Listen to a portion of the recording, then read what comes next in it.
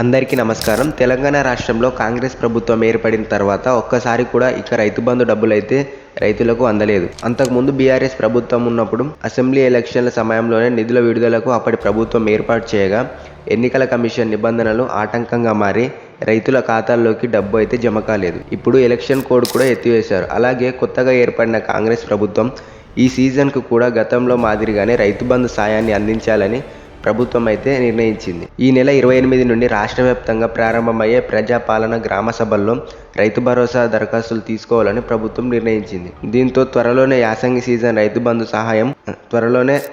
సహాయం అందుతుందని రైతులు అయితే ఎదురు చూస్తున్నారు. జిల్లాలో 2023-24 యాసంగి సీజన్లో 2,03,096 మంది రైతులకు 182 కోట్లు అవసరమవుతాయని అంచనా వేశారు. ఈ నెల 25 వరకు 61,800 మంది రైతుల ఖాతాల్లోకి రైతు బంధు సాయాన్ని అయితే జమ చేశారు.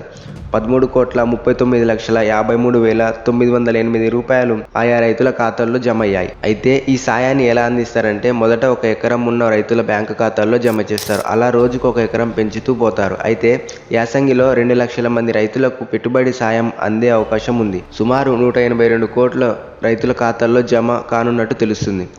తొలి విడత నిధులు జమ చేసి 5 నుంచి 6 రోజులు గడిచిపోయింది. వరుసగా బ్యాంకుకు సెలవులు రావడం కారణంగానే నిధులు రైతుల ఖాతాల్లో జమ కావడానికి ఆలస్యమైనట్టు తెలుస్తుంది.